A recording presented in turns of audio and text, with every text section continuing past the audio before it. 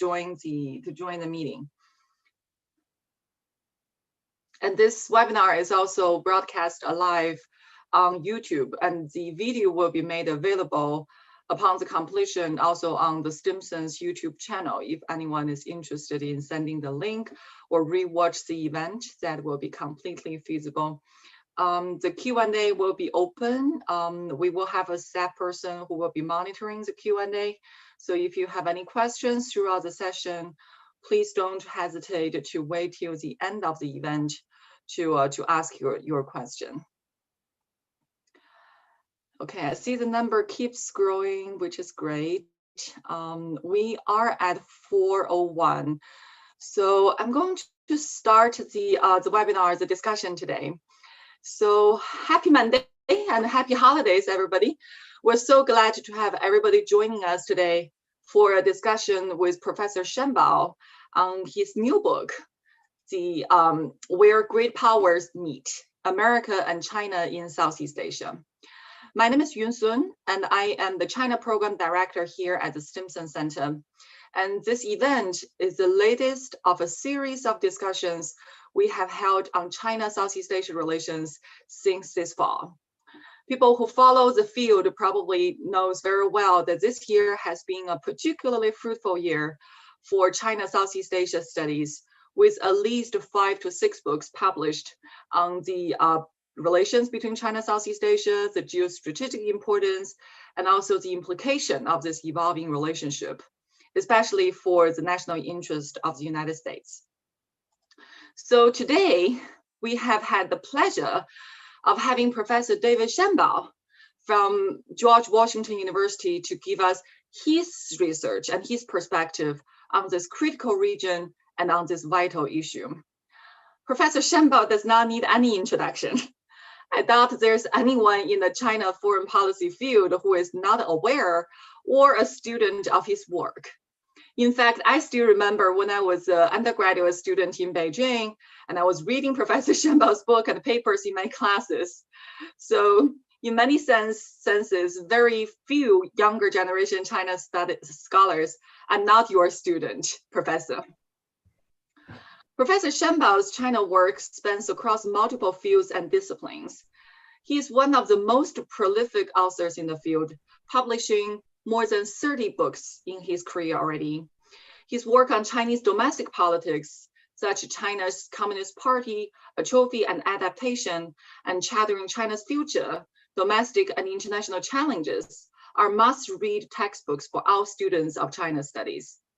In the past decade, he has been publishing more on China's foreign policy, including Tango Titans, the United States and China in 2012, China Goes Global, the Partial Power in 2013, International Relations of Asia in 2014, China's Future and the China Reader, Rising Power, both books published in 2016. And most recently in 2020 alone, China and the World, and the book that we're discussing today, Where Great Powers Meet, America and China in Southeast Asia. Professor, you can probably give another lecture to all of us as for how you stay so prolific throughout the years and publishing one book almost every year, which is really amazing. So I still remember the first time we heard you talking about this book project on China, Southeast Asia. It was early in 2017 at the National Committee on US-China Relations dinner, where you discussed your field research plan to Southeast Asia. Now, reading the book, we could see the extensive interviews and exhaustive digging you have done on this topic. So, Professor, thank you so much for joining today. The floor is yours. Please tell us about the book. Tell us what motivated you to look into the topic and what are your primary findings? Thank you. Well, thank you, Yun, very much personally, and thank you to the Stimson Center for the kind invitation for today's launch lecture, we call it, and webinar. And thank you, everybody out there, wherever you may be on the planet. I hope you're all well. And thank you for participating in today's event. And you and I just want to thank you also for your own contributions to the study of China and Southeast Asia. You've made a number of personal contributions that I myself have read and learned from as I was digging into this subject.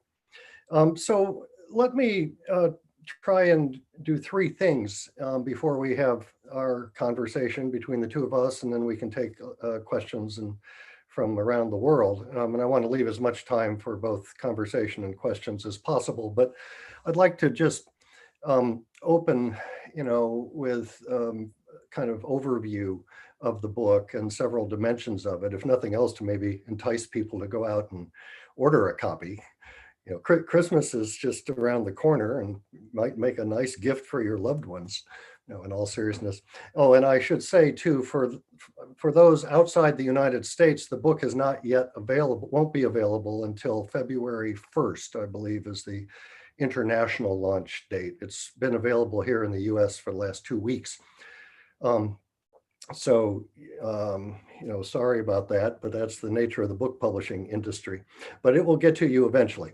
So let me try and do three things, give you a little bit of background about how I got into this project and what I learned in the process.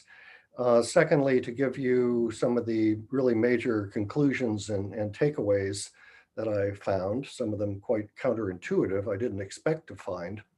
And I must say, when I undertake projects, I like puzzles. I like new topics that I don't know where I'm going to wind up and come out at the end of the research project. And believe me, this research project was very much that way. So I'll give you some of my counterintuitive conclusions and then finish with a little speculation about the future, a few kind of alternative scenarios, you might say, for where this relationship between the US and China in Southeast Asia may go. So that's a little roadmap, but I'll try and do that briefly as possible, and then we can have our conversation, okay?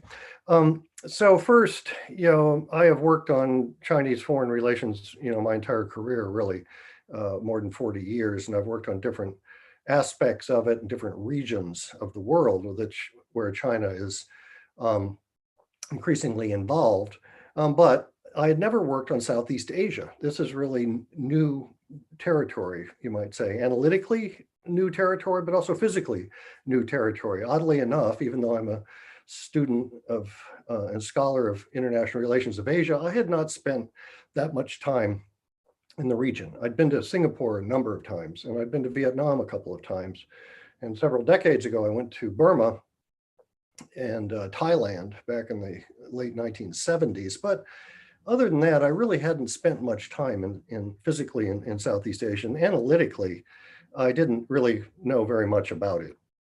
So this was really terra incognita. And when I had a sabbatical in 2017, one of the best things about being an academic is getting a sabbatical every 7 years.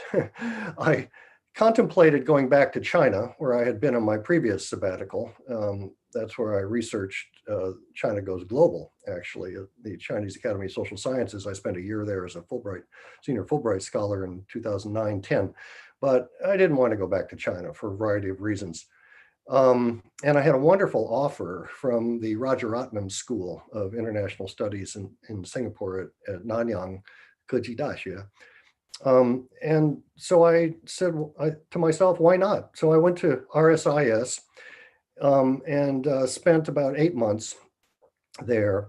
And I cannot say enough good things about RSIS, by the way, just a fabulous institution, great people, really good students. Really, to my mind, it's the best international affairs school in Asia.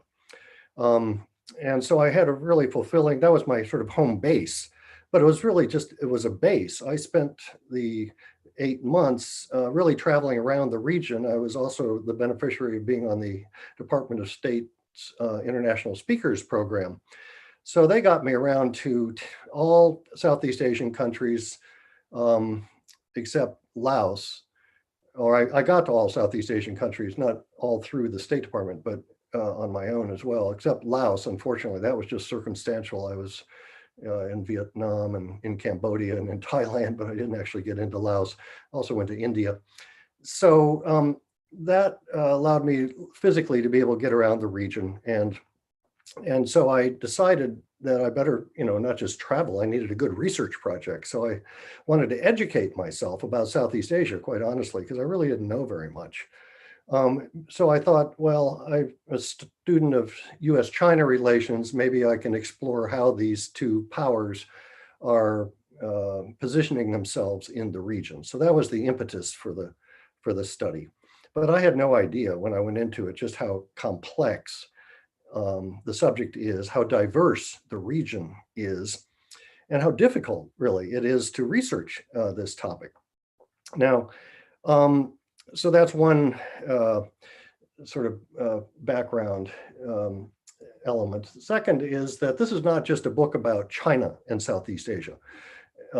As you just noted, there are four others recently published by my good friend and colleague Mike Lampton, by Murray Hebert, by Sebastian Strangio, and by Don Emerson, all four in the last 8 weeks alone on China and Southeast Asia. And I commend these books to all our viewers. They're all excellent studies. What makes mine different from the others is that this is also a book about the United States in Southeast Asia. It's the US and China. So it's not just a China book. Third caveat is that this is also not just a book about contemporary affairs in Southeast Asia. If you want contemporary affairs, these other four books I just mentioned are all very contemporary. Indeed, my book is too. There's quite a lot of recent and current descriptions and analysis of what's going on in the region. But I just want readers to know that if they're going to buy this book, they're going to get a big dose of history as well. There are 2 full chapters on pre-21st century history and half of 2 other chapters as well.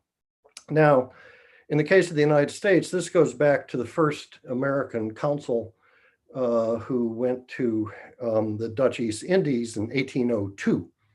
And then it proceeds through the first American embassy and first treaty the United States signed in 1833 with the Kingdom of Siam.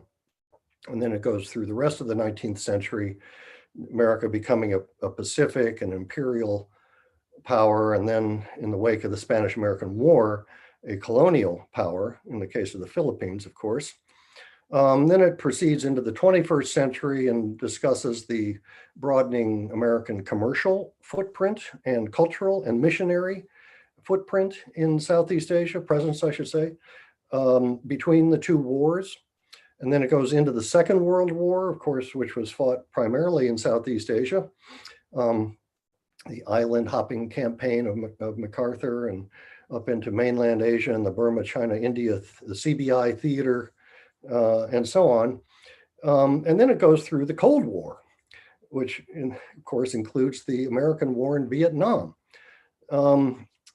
So historians would no doubt be quite critical of me to even try and compress all those things into one chapter. But I thought it was important. I learned a lot, about America's role in the region that I didn't know previously. And I think it's important for readers to have that background. You can't just parachute into any topic, much less this one, I would say, in 2020 or 2010 or whatever, and have an understanding about what the driving dynamics are in the region. So in the case of China, of course, it goes back even further. It goes back to the Qin dynasty, 221 to 206 BC are the first recorded records of interactions between the Han and what were then called the Yue people. There were so many Yue people, the Chinese call them the Bai Yue, the 100 Yues. Everybody basically who lives south of the Yangtze River, and the people who still inhabit Yunnan and northern Thailand to this day. So there's a long history there. And then there's an even longer history, you might say, of the maritime relationship between China and the so-called Nanhai, the South Sea, or the South China Sea, the Nanhai trade, and the tribute system. So when we today read about, think about the tribute system, where did it exist previously? Well, primarily Southeast Asia and Korea. Then it also examines the China-Vietnamese relationship, which was by far the most antagonistic of all of China's relations with the people to the south. In fact, the name for Vietnam is the pacified South. That's what the Chinese call it. And then I go into the 20th century. The late 19th century, where Sun Yat-sen and the Republican revolutionaries used Malaya primarily, Singapore, Malaya, as a base of their revolutionary planning that eventually overthrew the Manchus in the Qing dynasty in 1911. So Southeast Asia was absolutely critical in that role in the late 19th century. And then I go into the 20th century, between the wars and then the founding of the PRC. And then after the founding of the PRC, there are two thrusts. One is the so-called Bandung thrust, the neutralist thrust, the non-aligned movement, China's attempts to engage with Indonesia, India at that time, Egypt, and others. And then that was a more cooperative thrust, you might say, by China in the region. Then there was a much less cooperative, indeed subversive thrust by China through its support for Communist Party insurgencies and movements in every single Southeast Asian country throughout the 1960s and 70s. So China's relationship in the region historically very complicated, but you can't understand today's dynamics without some appreciation of history. So I have these two rather big background chapters at the beginning of the book, but it's very much a book about contemporary affairs too. So I try and do all things. I just want reader to know you're going to get a good dose of history if you buy this book.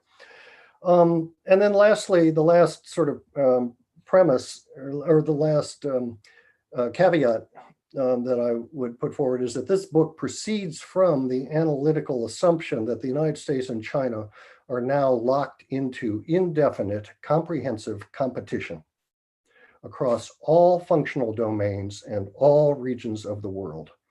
That is to me, this is the overriding defining dynamic of international relations today and well into the future, as far as my eye can see, at least.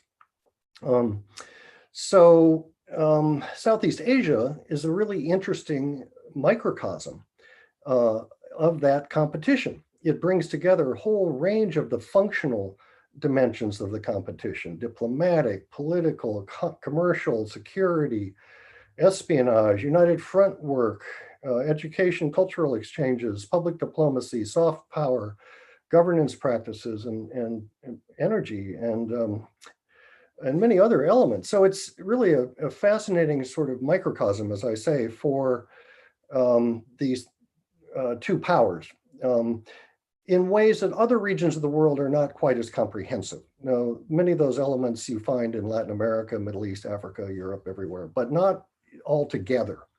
So this Southeast Asia, I argue, is a kind of harbinger of what may play out in other regions of the world going forward. And I argue that Southeast Asia is sort of in the crosshairs, if you will. I call it the epicenter of US-China competition. So that's the kind of framing paradigm for the book and the analysis. Now, Southeast Asian countries may not like it, this competition, and they're having a difficult time, I would argue, coming to grips with it. Many are in denial about the major power competition. Those that are not in denial are anxiety ridden about it. They don't really know what to do about it. Like these two elephants are circling around them, but they don't know quite how to deal with it. But it has to be said, Southeast Asia is hardly new to great power intervention and competition. That's the whole history of Southeast Asia, including post-independence. Has been framed that way. So these are countries in which hedging is sort of in the DNA of the region. And the other thing that's in the DNA of the region is the strong post-colonial identity of neutralism, okay, born out of their colonial pasts and their independence struggles. They don't want to become a tributary state of China's or an appendage of any great power again. So they find themselves caught in this sort of uh, competition between the two major powers. And that's what the book is about, is how they're navigating between these two big powers. And secondly, what each power's toolbox, I call it, is, and what each power brings to its competition with the other in the region. Okay, so that's sort of background. What are my big takeaways, main findings of the study? Well, first main finding is to take Southeast Asia seriously on its own merits. This is not just a petri dish or a playground or some place where the big powers are contending with each other. It should not be viewed in that way. It should be viewed on its own merits. This is an extraordinarily important, diverse, and rich region of the world. It's a geographically sprawling region, 3,000 miles across, 2,000 miles from north to south, wedged, of course, between South Asia to the west, Australasia to the southeast, and East Asia to the north. There are 11 nation states, 10 of which are members of ASEAN, the Association of Southeast Asian Nations. Timor-Leste, not yet. Has a combined population of 636 million people, and is one of the most heavily and densely populated regions of the world. And its demographic size is matched by its cultural, ethnic, and religious diversity. Absolutely fascinating, heterogeneous societies, all of them. That's sort of lesson one that I learned about Southeast Asia, is its diversity. You cannot, therefore, generalize about Southeast Asia. Second lesson you learn, if you're new to studying the region, is that ASEAN doesn't really represent Southeast Asia. ASEAN is an acronym and an institution with an identity, but in search of substance, I would say. So, Americans or others who look to ASEAN as sort of the actor in Southeast Asia, mistaken. You really got to dig into all the member states. And then what does one do? The further down you dig, the more complex and diverse it becomes. It's really difficult to analyze. So you've got 10 member states, you have the US and China, and then you have other actors in the region as well, which I'll get to in a second. But just to flag, ASEAN collectively, economically, is the sixth largest economy in the world, with an aggregate GDP now of almost $3 trillion. So the first big takeaway is take Southeast Asia seriously in its own merits. It's not just a sort of area of great power competition.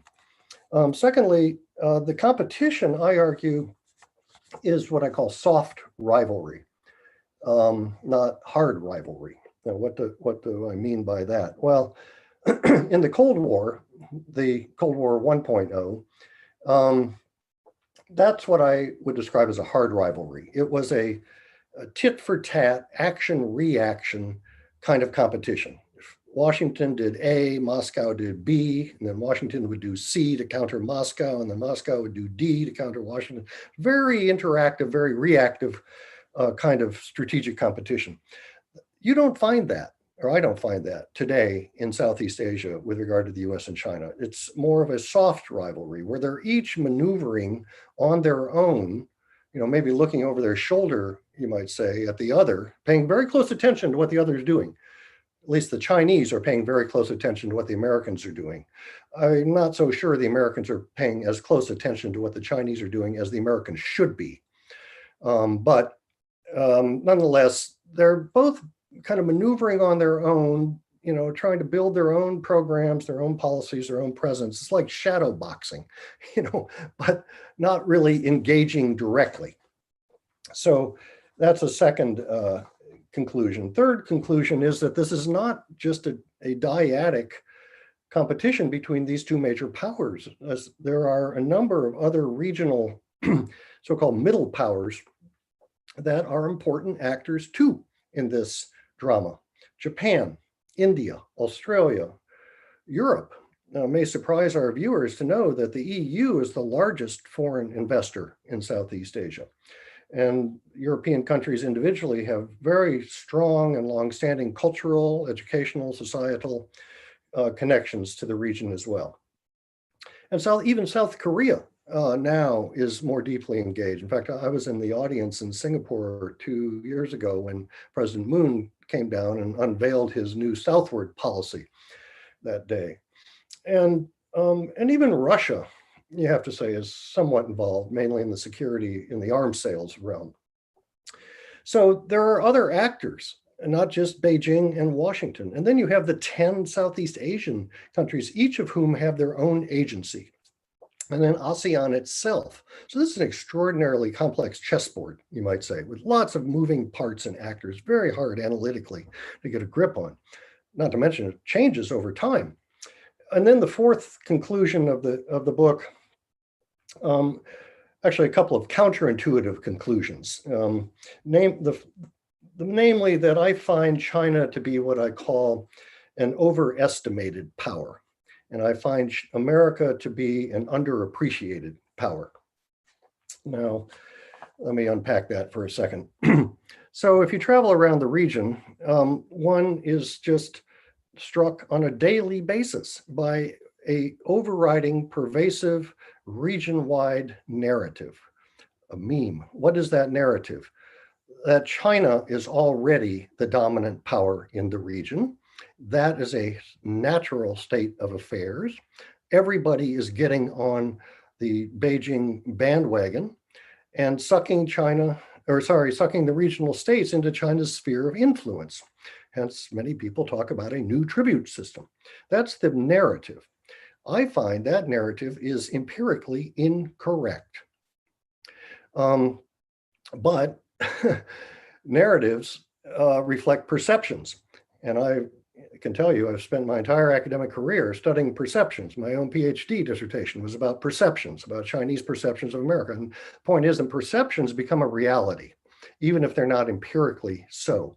So there is this reality of the perception that China is already the dominant power, and linked to that, that the United States is a declining, weak power, and it's just a matter of time, really, before the Americans kind of wither away, and that all Southeast Asian states should really sort of understand that meta dynamic and get on the Beijing bandwagon. Well,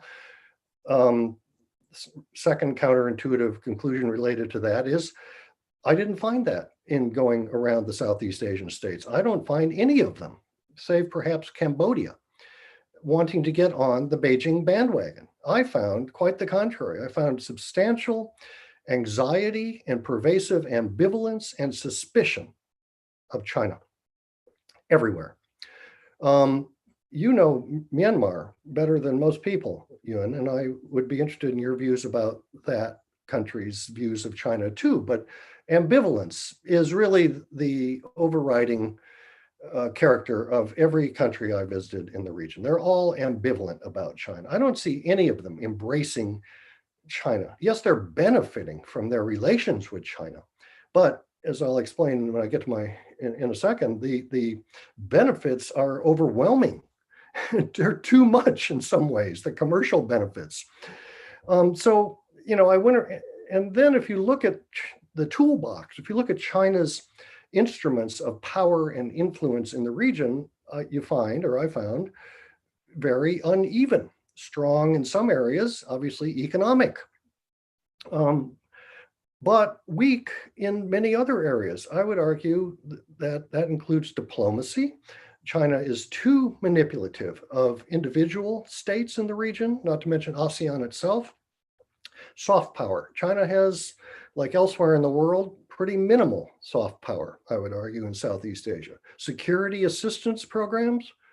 What security assistance programs? Okay, yes, Cambodia, Laos, Myanmar, and Thailand now. So they're beginning to move into that space. But compared to the United States, there is no comparison between the American security assistance programs and what the Chinese offer countries in the region. And then you have increasing concerns about United Front penetration, influence operations, particularly towards the overseas Chinese in the region, but more generally towards media. So, I went around the region and was really struck by the disconnect between the suspicions that I heard from in my interviews and this pervasive media narrative that one encounters. So that's a conclusion. And then I find, lastly, with regard to China and the BRI, I find that China is actually overreaching, overstepping, and alienating many constituencies in Southeast Asian states. Now, don't get me wrong, I think most of them welcome the BRI. I have to say that.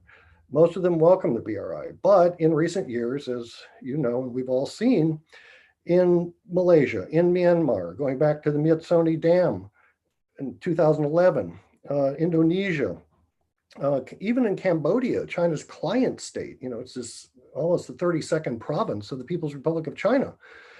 There is discontent about the casinos in Sihanoukville, the land purchases, just the general commercial influx into Cambodia.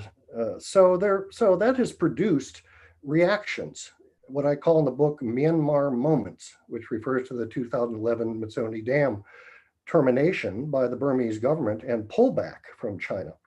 And then I call it Malaysia moments, which is what Mahathir did after he defeated Najib in the elections. He pulled back and froze all the BRI projects, renegotiated a number of them. So I see that as a kind of trend line.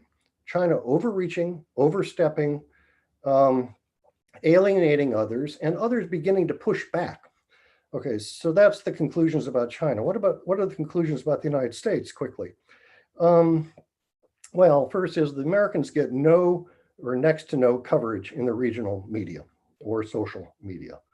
The United States government, I argue, has a major public diplomacy challenge on its hands in Southeast Asia, simply to educate Southeast Asians about what the United States does in the region. So the US does a lot. Our security assistance programs, as I can say, with every single country except Laos and Cambodia, and Myanmar, because of Congress won't permit it, is really strong. It's not reported. These countries, particularly Malaysia and Indonesia, they don't want to say a word about what they do with the American military. But I can tell you they do a lot with the American military, as does the Philippines, as does Singapore, as does Thailand, as does Vietnam, even little tiny Brunei, where I went. So security assistance, soft power attraction of the United States, still very strong in the region, despite the last 4 years and Trump and his Islamophobia and the systemic racism and the dysfunctional democracy and all these things that Southeast Asians see, as do others around the world.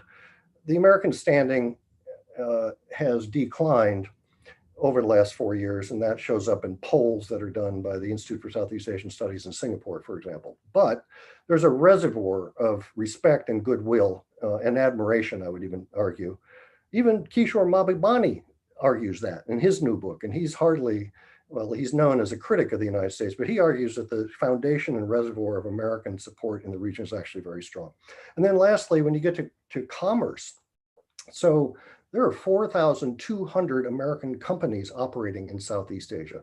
The United States does $350 billion of trade in 2018 with Southeast Asia. More impressive is in foreign direct investment. The United States does twice, as this may surprise people, invests twice as much, 24.9 billion to China's 12.9 billion in the region in 2018. And if you look at the cumulative stock, even more impressive, $329 billion. That is greater than China, Japan, and South Korea combined. So the American commercial footprint is enormous in the region, but not reported on. That's why I say it's an underappreciated power. Okay, so just to wrap up then, looking into the future, I see four possible scenarios, and I have one slide. Maybe you could put up the PowerPoint slide at this point. So this is a graphic sort of snapshot of where I see the countries in the region on a kind of spectrum between the US and China. But this is very much, I want to emphasize, this is a kind of 2020 snapshot at present. A year or even 2 years ago, I would not have position all these countries exactly as I do now. But this is where I position them now. And you can see 7 of the 10 are on the Chinese side of what I call the neutral line, 3 on the American side. But even the 3 on the American side, I would note where they are positioned. They're not positioned out towards the end of the spectrum. Even Vietnam, and that's we can get into any of these 10 countries in our conversation if you like, but even the Vietnamese are not as close to the United States as many here in Washington believe they are. That was a surprising conclusion, including in the defense realm. And they're a lot closer to China than most people realize. We can unpack all 10 of these countries, and each of them are very interesting in their own cases. Thailand, I think, is the swing state in the region. As Thailand goes, the US-China competition will go. So looking to the future, we can either have scenario number 1, continued bandwagoning like this, which includes soft rivalry, as I've described it. But that's not a bad thing. Soft rivalry means what I call competitive coexistence. The 2 powers can navigate around each other without going after each other, and it wouldn't produce a war and a tit-for-tat hard rivalry. That's the third scenario, is a much harder rivalry, a polarization of the region, where the 2 powers ask these 10 countries to choose, or there's intense pressure on them to choose and align very carefully or closely with one or the other. And then the last scenario I offer is more neutral hedging, where there would be greater fluidity along the spectrum. Many of those on the Chinese side of the spectrum would begin to shift left. I don't think we're ever going to get towards bandwagoning with the United States. Those days are over. But I do foresee, actually, if you ask for my prediction, I foresee a greater pushback against China for the reasons I've indicated, and therefore movement by these 7 countries on the right-hand side of the line further towards the US. And as soon as Duterte is out of power, you will see the Philippines gravitate much more closely back towards the Americans. So, what's that mean for the United States and the new incoming Biden administration? Last point. Just stay steady, be present, invest in all tools of power, and show up. Americans have a terrible, bad habit of absence and benign neglect, you might say. But as Beijing becomes too omnipresent, too overbearing, too proximate, too manipulative, and too interventionist, all of which I see already occurring, then the United States simply needs to offer an option to these countries. And therefore, the US, I think, needs to kind of keep its cool, but get in the game. The Biden administration has got to get re-involved, as the Obama administration was, in the region. So let me end there. I'm sorry I've gone on a little bit longer than anticipated, but let's turn to questions and conversation. Not at all, Professor Shenbao. That was fascinating. That was not only insightful, but it's so comprehensive, and it addresses some of the, I would say, the fatalistic view or the oversimplification of the views about China's role in Southeast Asia. And that is just fascinating. Thank you so much for sharing with us your observations. And I think you raised a lot of important points, not only about China's role in the region, and I hope if we do have audience from China, there are some very good recommendations and very good advice that they should hear. And also for the future of the US policy towards the region.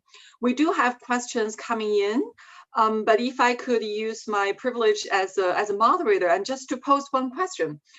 You mentioned that in this great power competition in Southeast Asia as the epicenter of the global competition, 2 countries, the 2 great powers have different toolkits. And China apparently is more well-equipped in terms of its economic capability, and and you mentioned in your book that China has more influence, but US has more capability. So it inevitably begs the question, so which one is going to be more effective in terms of shaping the direction of this great power competition?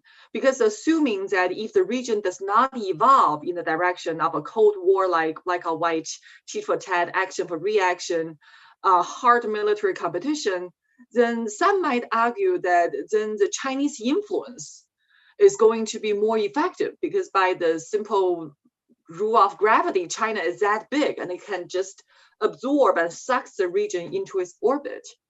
What's your thought on that? Well, it's an interesting question, Yun. I would want to ask you, what's your measure of effectiveness? But just in responding to your question, I'd go back to where we began, and that is that perception, whether it's empirically correct or not, has a reality of its own. And the perception of China having predominant influence is a, well, you might call a hegemonic perception. It's already pervasive. It's already dominant, even though I don't think the evidence really is there to sustain the perception. But anyway, that's the way the regional media portray China. And there's a sense of inevitability that one finds in conversations with Southeast Asians about it. On the one hand, they say it's inevitable. And then the next sentence, they'll say they have great anxiety about it. They don't like it. China's greatest strengths, you ask about the toolkit. China's two greatest strengths are, I would argue, it's simultaneously its two greatest weaknesses: geography and money. Okay? It is just so close. In fact, every Southeast Asian you talk to, you probably had the same experience. When you speak to them about China, they point their finger in the air and they look up because China's up there, right? China's up there. It's not, geography is not going to change. And it's just sits above the region like a storm cloud or something. And of course, it really does over Vietnam.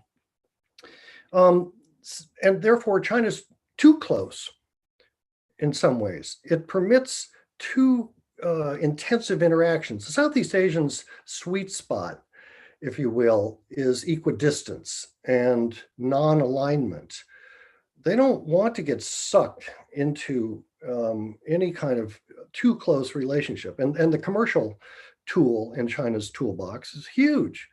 I didn't give you the figure, but China does $600 billion of trade with ASEAN. This year, the first quarter of 2020, ASEAN became China's leading trading partner, overtaking the European Union. So that's huge on the trade side. The investment side, as I say, surprisingly, at least statistically, is not very great at all, either in annual flows or in cumulative stock. What's difficult to track is money that goes through Hong Kong and down to the region. So, influence is a perceptual matter. And, but I just do find a disjuncture between this narrative of China's influence and the actual metrics of it. So China, in my view, China's got to really build up these other dimensions. It's got to build, above all, the trust dimension. Okay, that's hard to do. That takes a lot of work. It involves education, cultural exchanges, a lot of things to build up a trust factor. Southeast Asians have a kind of default view of distrust, I would argue, towards China, dating from the tribute era, then through really the early People's Republic in the 60s and the 70s, and the diaspora issue I mentioned. So I just think the Chinese are not as strong in the region as they think they are, and they're certainly not as strong as the regional media portrays them to be. Thank you, Professor. I think the difference between the economic, the perception and the reality is a particularly important one. And I think the data about trade and data about the FDI inflow to Southeast Asia, it also raises another question, which is Chinese loans and the Chinese financing that is not really counted as investment, because that raised a lot of red flags in the region about potential debt traps in Myanmar and now in Laos and in potentially in other countries as well.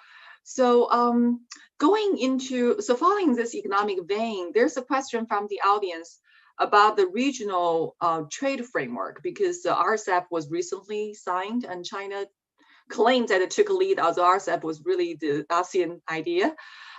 So how would you assess the impact of RCEP or a potential resurrected CPTPP to have an impact or interaction with the strategic competition? Is that good news for China, good news for the United States? Depends on what Biden will do. Well, it's bad news for the United States. First of all, RCEP is, and abandoning TPP was bad news for the United States. I was living in Singapore the day that Trump announced he was pulling out. You could just feel physically almost the air being sucked out of the region after 10 or 8 years of the Americans cajoling a number of the ASEAN countries, not all of them, but there are a number of them who had signed on to and met the rather stringent conditions for membership of TPP, and then the United States pulls out. What did that do? That just confirmed the already existing view of American unpredictability. If you ask Southeast Asians about the United States, what stands out in your mind? First of all, they will tell you unpredictable. These Americans they're nice, they're well-meaning, but they're not always here. In fact, not all of them would say they're nice and well-meaning either. But so RCEP, first of all, it's new. I don't personally understand it very well. As I understand it, it's like a multilateral FTA. So my reaction to that with regard to Southeast Asia is what's new. China already has its own FTA with ASEAN that came into force in 2010 and has been, well, quite successful in growing trade. It's also been quite successful in growing ASEAN's trade deficit with China, and has been successful in facilitating this tsunami of money and business people coming down from China. That's why I say, if you go around the region, there's this kind of anxiety about just the overwhelming nature of China's commercial footprint. And BRI is only one part of it.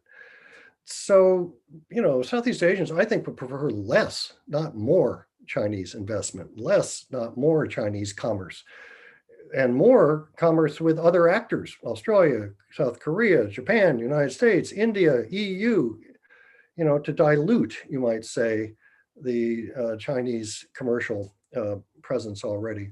So we'll have to see with the Biden administration whether there is rejoining of a redefined TPP. I understand there's open to it, with kind of an updated TPP. And the US should probably join RCEP as well, but we'll have to wait until January or after to see about that. Well, fingers crossed on that.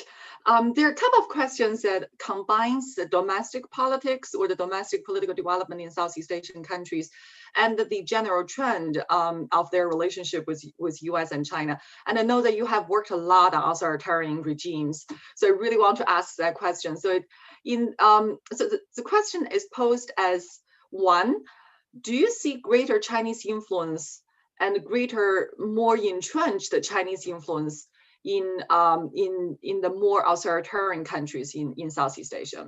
Meaning that does the domestic politics in certain Southeast Asian countries have a direct causal impact over their alignment choices between US and China? And that goes to Thailand. So we know that after the coup d'etat, Thailand's alignment choices just shifted, and not with much nuance. And then does that mean the current revolutionary movement in Thailand is going to affect the future direction? And also, there's another question also related to this, which goes to your very interesting, and I also want to ask about it, point about Vietnam's position between US and China. When you were saying that, well, the relationship is not as good as some of the people here in Washington thinks, I know that some of the Chinese will say the same, that the relationship is not as good as some of the people in Beijing thinks. So what does that really place Vietnam? So domestic politics, authoritarianism, revolutionary changes in Thailand and Vietnam. Simple question. Thank you. Well, very good questions. I don't really see a correlation between regime type and relations with Beijing, or for that matter, with the United States, right? You have democracy in the Philippines. Duterte gets democratically elected. What does he do? He pivots to authoritarian Beijing. And if you look at Cambodia, its relationship with China, as I've just described it, I'm not sure I'd say it was regime type. It's very leader dependent. Hun Sen is what has driven that relationship. Vietnam, of course, it's a Leninist state. It's an authoritarian Leninist state. It's the closest thing to China's regime on the planet. But they have enormous distrust between each other. However, as I began to hint, I found there's a lot more going on in the China-Vietnam relationship than Americans here inside the Beltway in Washington understand. Americans have at least those that I'm aware of, have a kind of naive view that Vietnam is now America's new ally in Southeast Asia and is, the natural partner in the constrained China movement. I didn't say contain, I said constrain. But I don't believe that. The parties, first of all, the Chinese and Vietnamese Communist parties have extensive party-to-party ties and have for decades. There's extensive investment by China into Vietnam, including BRI investment. There's substantial trade. There's a fair amount of cultural exchange. Of course, there's a huge diaspora, Chinese diaspora in Vietnam. There's a lot of intermarriage, actually. A lot of Vietnamese are now going to mainland China to marry Chinese men. So yes, they have enormous problems of the South China Sea disputes. They have centuries of distrust and animosity, and China occupied Vietnam for a century. So this is a complicated relationship, but I'm just trying to point out that the relationship with the United States is not as strong as Americans would like to believe. So for example, the defense side. I talked to our defense representatives in the US Embassy and was told as the Vietnamese side is slow walking the defense relationship with the United States. They will only allow one ship visit per year, right? They won't permit, there are very limited joint exercises. They won't permit any pre-positioning of materiel and logistics as Indonesia will, as the Philippines will, as Singapore does, as Thailand does. They don't train their officers in American military academies. They don't have the level of exchanges. The Americans have put forward to the Vietnamese a huge plan for defense cooperation. And the Vietnamese are very politely saying, well, we'll maybe take that item off the menu as like an a la carte menu. We don't want the whole set meal with all the courses. We will take this and we'll take that, but we won't take that, we won't take that. So I'm just trying to say that, Vietnam is an interesting case, but you can multiply that across all 10 countries. Every single Southeast Asian country has a mixture of relations with both of these big powers. The mixture is slightly different in each case, but with the exception again of Cambodia, which could change. As soon as Hun Sen leaves office, Cambodia under Sihanouk, historically, Cambodia has also had a lot of independence and neutralism, you might say. And they're not in a position today that Sihanouk would have been very happy with. Thank you, Professor. So it's really more leader dependent rather than regime type dependent. Right. It's not regime type dependent, I don't think. Democracies, look how close Malaysia, which is a democracy, got to China under Najib. Look how close Indonesia, which is a democracy, is with China. So I don't think regime type is really explains a whole lot in Southeast Asia's relations with China. Well, that's why we love Southeast Asia. It's so diverse and so complicated that no single explanation could explain it all. So coming to the next question, there are a lot of questions about what do you think that the Biden administration should do, and what country in the region that they should prioritize, that if there is a group of Southeast Asian countries that US should attach higher importance and to consolidate the ties, what those countries should be. And also another question that relates back to Obama's policy, pivot to Asia, because you also mentioned in your book, which I really recommend to the audience, that you talked about this Asia first versus this China first strategies, and the two different strategies being prioritized by different administrations. So if Biden, I wonder whether you think that Biden is going to resort to an Asia first strategy in order to not contain China, but to manage China, then would that look a lot like what Obama tried to do? And would that work? Thank you. Mm-hmm.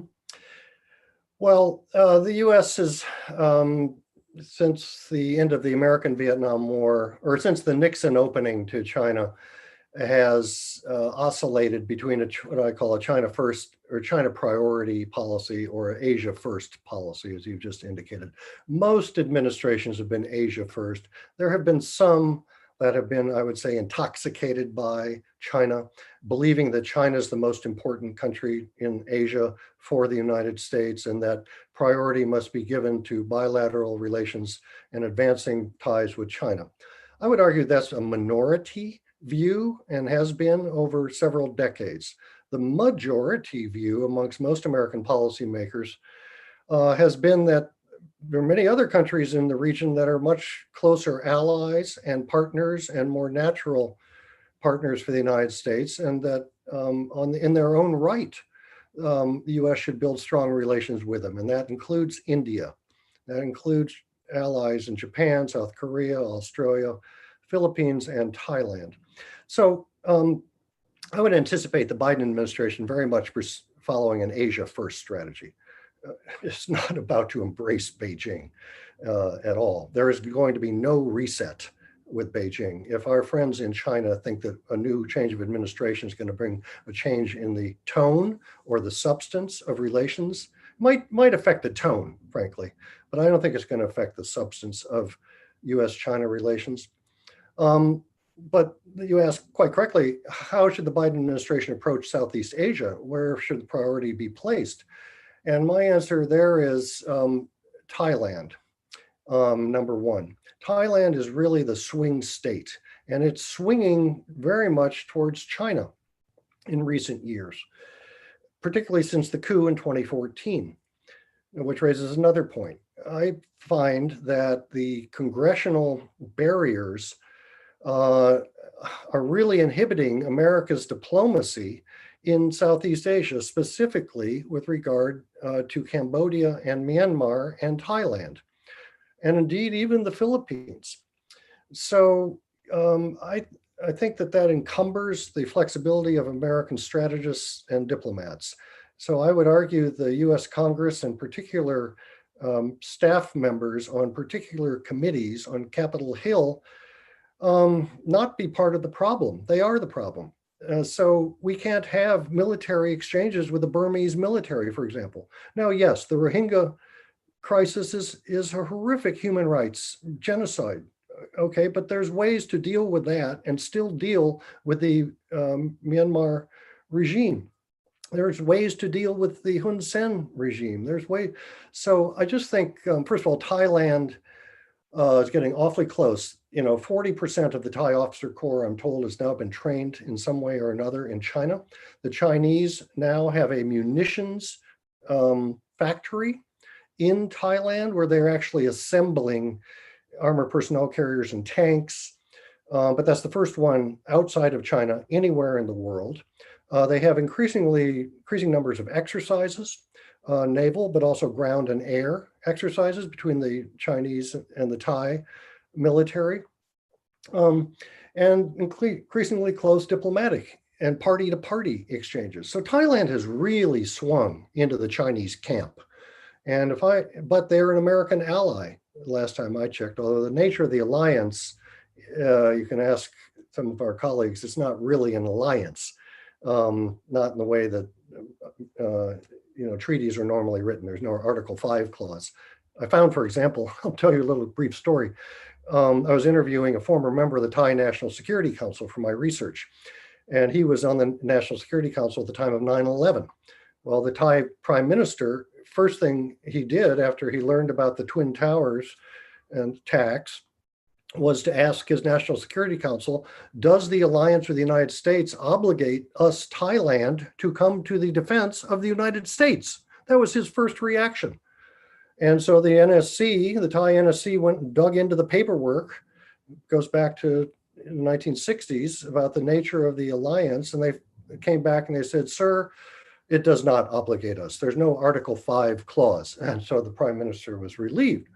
Well, that tells you a lot about the fact that the alliance with US-Thai alliance is not really an alliance. Anyway, I would just emphasize Thailand, Thailand, Thailand. That's number one. It's keep the ties with Singapore are extremely strong.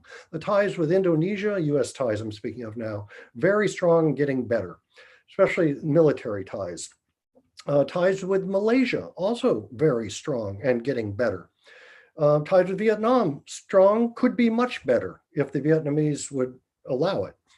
And the Philippines, as I say, there's a huge reservoir of affection and closeness in Filipino society and in the armed forces of the Philippines. So I find the whole tilt towards Beijing under Duterte as to being just Duterte.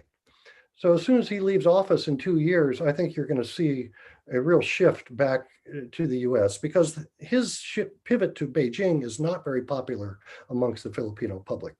So, that's a short answer, but we have to engage all 10 countries. We have to get ambassadors out there. We haven't had an ambassador in Singapore for the last 4 years. We haven't had an ambassador at the ASEAN Secretariat. We went long periods with no ambassador in Bangkok. So, it's hard to practice diplomacy and influence in the region if you're not there. Well, thank you, Professor. That is fascinating. I didn't know the details about the Thai National Security Council and also their worry. But if you think about the Thai, they were really the only one country that maintained their independence throughout the colonial period. So you could say that some call them the swinging bamboo in the wind. So they swing to different directions according to where the wind blows, but they're not going to stay there forever. Right. And I would anticipate the wind blowing and they're swinging back if the Americans allow it. Again, it was after the 2014 coup, it was the Congress and the laws of Congress that forced the United States government to cut off a number of exchange programs. That was not in our best interests. Yeah, and we're seeing that a lot in Burma and definitely in the case of Cambodia. So hopefully there will be some remedy to that. Well, I'm very cognizant of the fact that we have come to the end of our session. I want to thank you, Professor, for your fascinating talk and for sharing with us so many interesting research findings and also your research anecdotes from your field research in Southeast Asia. This is truly fascinating. Can I ask just one last question? What's your next topic? What's your next book project? Well, I have to say this book was finished almost a year ago, and it takes a year. It takes a year for books to gestate through publishers through the process before they actually emerge in hard copy. So I've spent the last 6 months writing my next book, and I'm almost finished with it. I'm on the last chapter. It's called China's Leaders from Mao to Now. Okay, well, we would love to read what you have to say in that one. That's especially the now part. Well, the now is, of course, Xi Jinping, but I leave it open so I could do a second edition after Xi Jinping. But I look at this book at Mao, Deng Xiaoping, Jiang Zemin, Hu Jintao, and Xi Jinping. Well, fantastic. So maybe by this time next year, we'll invite you back to do another book talk and we'll buy the copies of the book as Christmas gifts for our China contacts. It'll be out. Well, thank you. Well, thank you, Professor. And thanks to everybody in our audience for joining us today for this fascinating discussion. And stay in touch. And we hope that your book will sell very, very, very, very well. And hope this event will help to promote the knowledge about your book, not only in the United States, but also in the region. With that, the meeting today is adjourned. Thank you, Professor, and happy holidays, everybody. Thank you, Yun. Thank you so much. Have a